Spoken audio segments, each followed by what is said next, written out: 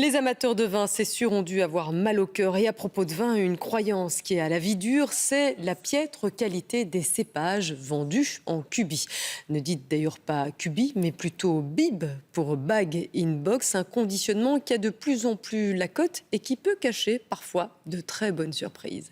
Tristan Godard. Dans le rayon vin de cette grande surface, ces petites boîtes en carton ont pris depuis longtemps une place importante. Ce qui plaît avant tout aux clients, c'est son prix attractif et son côté pratique. En même temps que la qualité du conditionnement des back-in-box, la qualité de la poche du back-in-box a évolué, ça a rendu beaucoup de confiance aux clients et le client maintenant a vraiment confiance dans ce conditionnement-là. Et on voit que la jeune génération apprécie beaucoup plus utiliser un back-in-box parce que c'est moins contraignant que de prendre des bouteilles.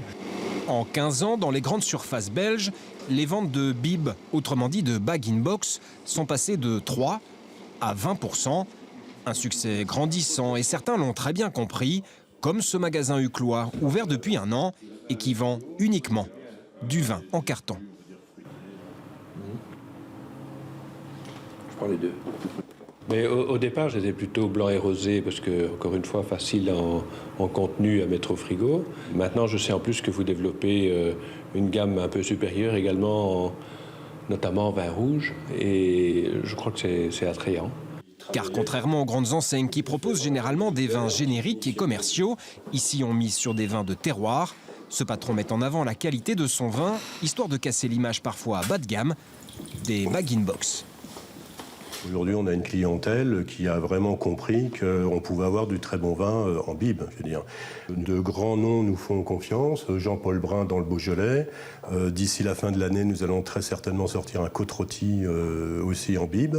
Donc, comme quoi, de grandes maisons font confiance à ce conditionnement. Si le prix de ces bibs de 2, 3 ou 4 litres sont plus élevés qu'en grande surface, il reste néanmoins attractif pour des vins de cette catégorie. Pour Jean-Louis Thieblemont, ce n'est d'ailleurs pas le seul avantage. L'avantage, c'est de pouvoir boire du vin ouvert. Et pour une personne seule, un bib ouvert, vous avez une conservation de 6 à 7 semaines. Alors, du vin de qualité dans un sac en plastique, est-ce vraiment possible? Xavier Hide est maître sommelier. Le vin, il connaît. Et autant le dire tout de suite. C'est plus compliqué qu'un bouchon. Hein. Au départ, il est plutôt sceptique.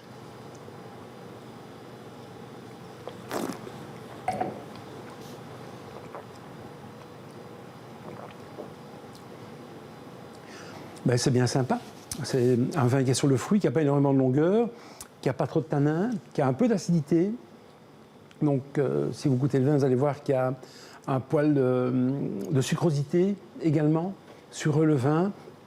Et, c'est un vin qui est bien fait, il y a indéniablement. On ne peut pas parler de grand vin, mais on peut parler de défaut sur le vin. Le test s'avère réussi, mais pour notre maître sommelier, le bag-in-box possède un désavantage majeur, l'absence de bouchon. Il est clair que si on met des bouchons en liège sur les bouteilles de vin, c'est qu'il y a une raison. C'est que le bouchon est perméable à l'air et donc permet au vin de commencer à vieillir. Vous avez un échange extérieur-intérieur grâce au bouchon. Donc c'est la grande différence, elle est là. Si on veut penser que des vins vont évoluer en cubi, c'est un leurre, c'est tout à fait impossible. Pratique et généralement moins cher, le bib séduit, qu'il soit haut de gamme ou non. Reste une raison à vous faire, vous n'y retrouverez jamais de très grands vins. Les meilleurs crus ont besoin de grandir et seront toujours meilleurs en bouteille. Hop.